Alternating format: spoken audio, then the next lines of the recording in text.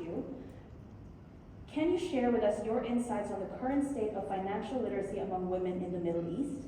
Let's begin with Natalia. Good afternoon. Can you hear me well? Yes.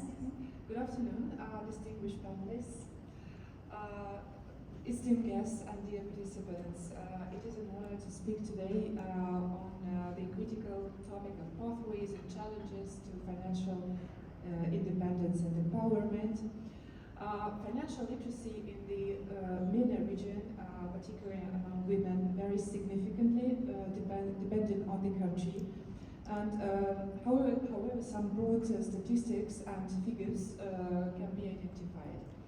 So it can vary depending on the source of information and the year when this research was made. But in general, the figures show that financial literacy in the MENA region is generally comparable to the global average, and according to the S&P's research on financial literacy for 2023, the average financial literacy rate in MENA region is about 38%, which is slightly above the global average, which is good. And it is growing very fast owing to the initiatives which are developed by the UAE government. Among women in the MENA region, financial literacy is typically lower than that of the men by 5 to 10 percentage points, unfortunately, but it's growing as well. The reason. Thank you so much, Alexandra, for the introduction. First of all, very nice being here. Welcome all here today. So, probably first of all, I would like just to reflect on some points which Natalia said here, because definitely there is an improvement in the financial literacy among women in the region.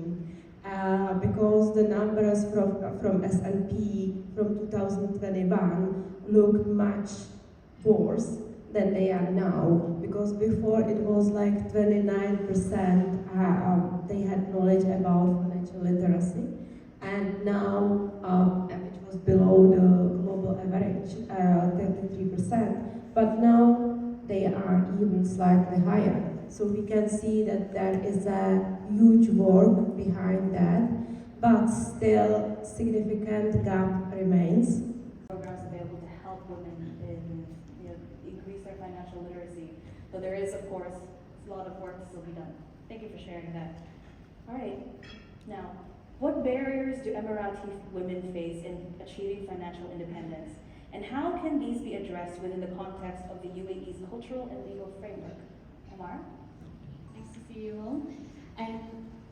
From a cultural perspective, I think a huge barrier when it comes to a woman on her journey to achieving financial independence is definitely, as kind of Dagmar had already touched on, is traditional gender roles. So kind of stereotypically, a woman should prioritize her family life, therefore she's never really involved in the home's finances, she's never really been involved in understanding and learning about finances.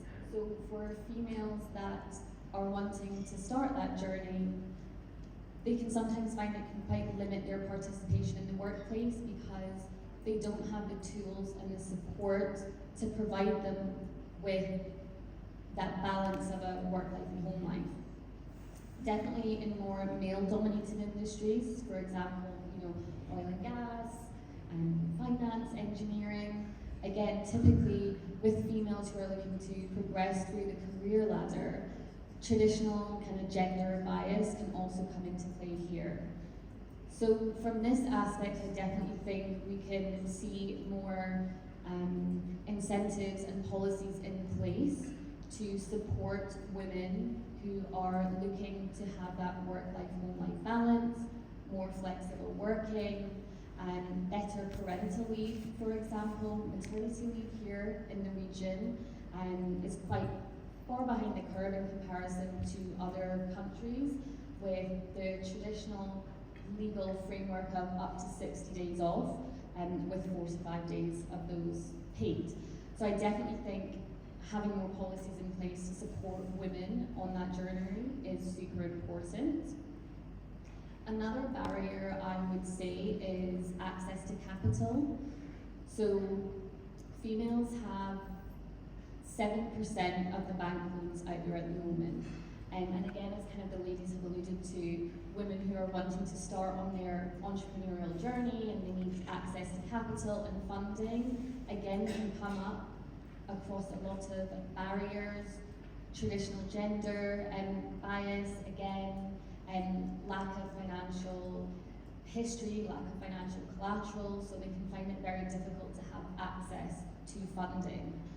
So from this perspective, I definitely think having more financial products available and accessible specifically for women will really help tackle that.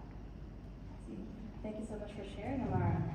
And can you add to that, Natalia? Like, what do cultural, social, and legal factors, what role do they play in these challenges as well? Fatima bin Mubarak, which is the mother of the nation for the UAE. So I would like to introduce our speakers for today. So we have Katie, which is sitting in the middle, and she's the CEO of the British Chamber of Commerce in Dubai. Thank you, Katie, for joining us. We have Tola Denloy. She's a financial regulation and governance professional, an economist, a football coach, and a mentor. And we have Nada Sayar. She's a professor and head of ESG for Dubai, Mumbai, Singapore, Sydney campuses for SP Jain School of Global Management, and a former dean of the EMBA, but also she has other roles and she wears many hats as well. Before we go to our questions for today, I would like to ask a question for our audience, which is concerning the title for our panel, which is ESG Opportunities in Investing for Women. So I would like to ask if anyone wants to tell us what is ESG, what are they in the finance industry in general, when it comes to doing investments, but also when it comes to have leadership roles in the finance industry. Thank you so much, Maria, and thank you again for this great opportunity, APM, and my fellow panelists. ESG is very dear to my heart. I think people have different definitions for ESG, as Maria said. For me, it's the lens through which you make decisions. When you have to look through every decision you make, you have to think about the environmental impact. You have to think about how sustainable is this decision I'm making, and then you then look at the governance parameters around the decisions you're making. In finance, ESG, we know that it's almost suddenly become a buzzword, how many ESG funds investment firms have, how much corporate social responsibility programs firms are running, and we still see a slight underrepresentation by women, especially in the C-suite. Luckily, I work for a firm, APM Capital, where the balance is fantastic. We have more female directors than men. At board level, there's more female representation. Across the firm, it's a 50-50 split, as Disha mentioned earlier. I think, overall, it still comes down to education and equity. So once the educational aspect has been sorted, my fellow panelists have spoken about how education really is important, educating people right from the start, from the homes. We then get to the point where we talk equity. Now, this is where cultural nuances might come into play, governance policies, government policies, financial regulation. We still see an imbalance where it's easier for a man to move to a new country and set up than it is for a woman. You move to certain countries, as a woman, you're asked for more documentation than a man is asked for. This is 2024. Why are we still discussing this?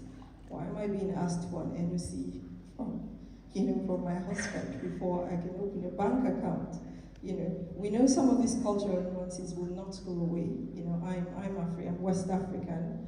I've lived in West Africa, I've lived in the Middle East, I've lived in Europe. So I've experienced cultural differences across, different regions in the world, and these differences, whether we like it or not, also impact how quickly ESG would grow within the regions. To open a bank account, for instance, in mostly the Middle East and Africa, or a typical female, if you're not married, you probably still would live with your parents. All the proof of addresses will be in your father's name or an elder brother's name. There's really nothing in your name. These are part of those cultural differences. When do